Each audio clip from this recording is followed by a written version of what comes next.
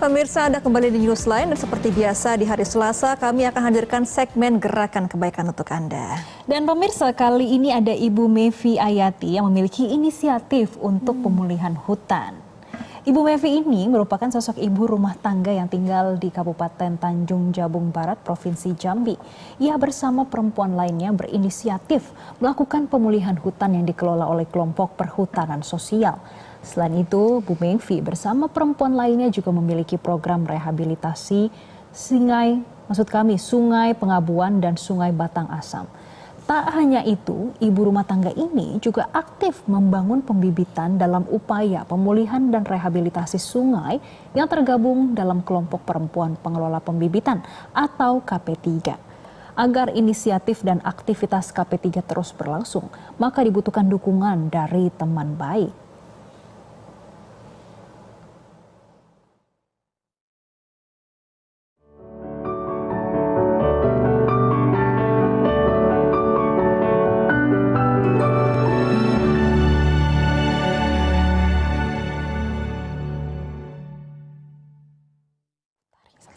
Nah, untuk mengetahui bagaimana sih proses pembibitan hutan ini, kita langsung akan berdialog bersama dengan Ibu Mevi dan juga Mbak Utari langsung dari sambungan Zoom. Selamat siang Mbak Mevi, Mbak Utari.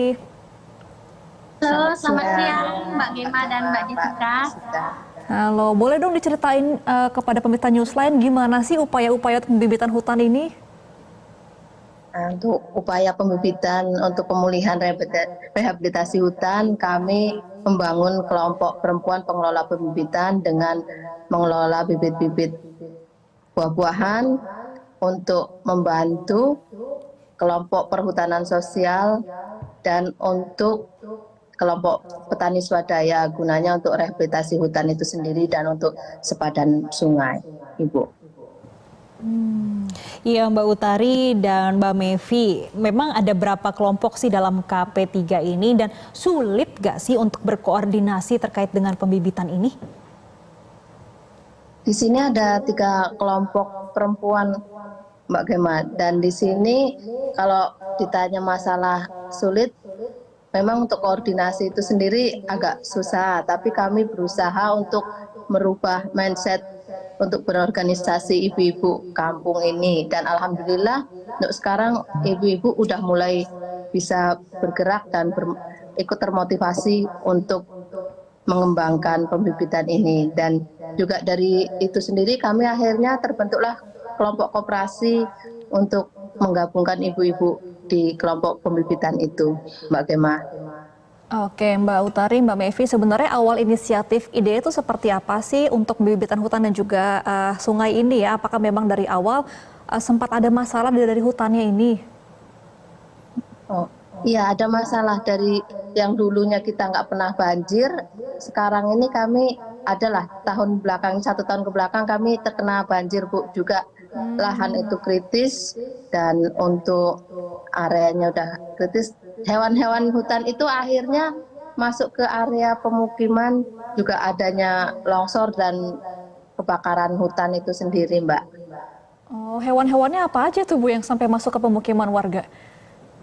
Itu yang sering karena butuh makanan, yang sering itu kera. Jadi itu gajah sama kera itu masuk ke lingkungan pemukiman warga, Mbak. Jadi untuk itu kami tergerak untuk membantu pemulihan rehabilitasi hutan dengan cara melakukan pembibitan untuk membantu kelompok perhutanan sosial untuk ditanam di perhutanan sosial, dan kami pun langsung bergerak sendiri untuk menanam di area kritis tersebut, dan kami memonitoring hasil tanaman kami sekitar setiap 1 bulan sekali, Mbak.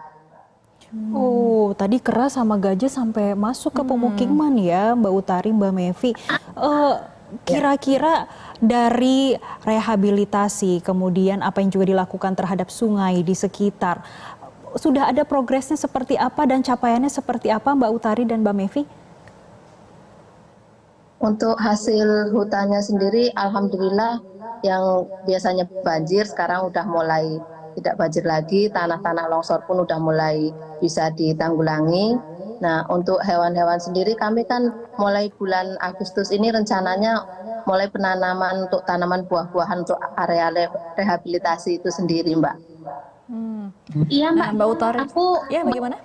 nampak juga ya perbedaan hasil yang sudah dicapai dalam melakukan rehabilitasi hutan dan lahan ini. Nah, pertama yang seperti Bu Mevi ceritakan tadi, udah nggak pernah terjadinya banjir lagi, dan alhamdulillah sekarang juga nggak pernah terjadi kebakaran karena 3 tahun belakangan ini berturut-turut terjadi kebakaran hutan yang cukup luas di areal perhutanan sosial kami. Nah, semenjak dilakukan penanaman di lokasi areal kritis itu sudah jarang lagi terjadinya kebakaran, sudah terjadi longsor karena kami saat ini melakukan penanaman sesuai dengan tanah yang ada di sana, karena kan di sana kan lumayan berbukit-bukit, jadi kami melakukan penanaman seperti jenis tanaman kemiri itu kan cukup kuat itu akarnya untuk menahan abrasi atau longsor ke bawah gitu. Oke, nah Mbak Utari, Mbak Mevi, ini kan juga pasti butuh biaya ya, ada bibit yang harus dibeli, alat-alat yang disiapkan untuk ngeruk-ngeruk tanah begitu ya. Selama ini dananya dari mana?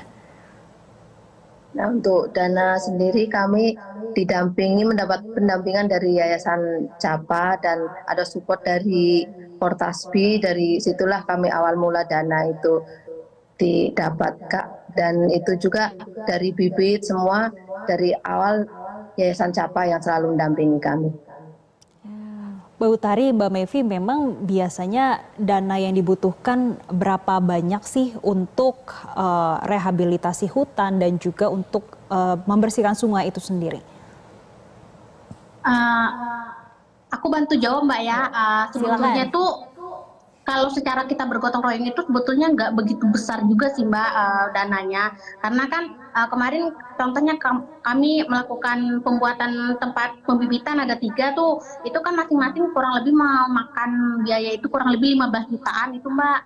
Itu baru lokasi pembibitannya aja, belum lagi tempat rak-rak untuk menanam pembibitannya, terus untuk pembelian benih untuk bibit yang mau dikembangkan oleh KP3 gitu. Jadi ya lumayan besar juga sih Mbak. Cuman kalau kita gotong royong nih, jadi nggak terlalu besar sih gitu.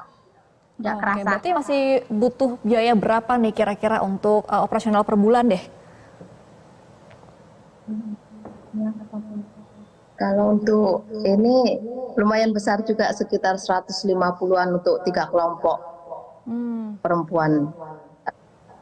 Nah, bagaimana berarti upayanya saat ini untuk memenuhi kebutuhan sampai 150 itu?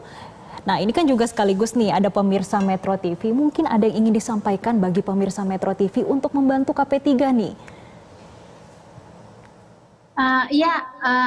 Aku ini Mbak nanti Bu Mevi juga bisa tambahin. Aku sebetulnya seperti yang Bu Mevi sampaikan bahwa kami sekitar 150 juta butuh uang untuk 3 kelompok pembibitan. Karena yang pertama untuk renovasi tempat pembibitan, terus kan tadi Bu Mevi sudah cerita nih sudah ada satu wadah koperasi di KP3 itu sendiri. Nah di situ kan kami mau coba mengembangkan usaha-usaha yang sudah mereka kembangkan, seperti mereka mau mengembangkan makanan khas pangan lokal yang ada di desa, mau membuat kerajinan tangan, terus ada usaha juga simpan pinjam, terus usaha pembuatan pupuk Mbak. Kalau pupuk organik ini kan bahannya tuh agak susah kan didapat, jadi ya kurang lebih begitu kegunaan uangnya nanti akan dipakai seperti itu. Dan kami alhamdulillah didukung oleh Portasbi kemarin kan bisa bekerja sama dengan Benih Baik ini, dan kemarin juga sudah keluar link untuk bantuan ke Ibu Mevi, dan kami baru beberapa hari ini baru udah mengkampanyekan lah, udah mempromosikan di media sosial kami dan media sosial yang lainnya. Kami kami tentu berharap bantuan dari teman-teman untuk yang ada di seluruh Indonesia untuk membantu inisiatif yang sudah Ibu Mevi dan teman-teman lakukan di Desa Tunggu Penobat. Oke, baik. Kita harapkan dialog kita siang ini dapat membuka hati para pemirsa Newsline agar bisa menyumbangkan sebagian hartanya ya untuk membantu para perempuan pengelola pembibitan di Jambi. Terima kasih Mbak Utari, Mbak Mevi atas waktunya. Sukses selalu dan semoga hutannya bisa terjaga sampai akhir hayat nanti ya. Wah, luar biasa sekali ya perempuan-perempuan di sana ternyata sampai menjaga lingkungan sebegitunya. Bahkan tadi saya agak terkejut keras sama gajah pun bisa sampai masuk loh ke pemukiman. Nggak cuma buat manusia ya, tapi juga buat flora dan fauna di sana juga agak terjaga sampai nanti bumi. Ekosistemnya berarti ternyata dijaga. Dan kita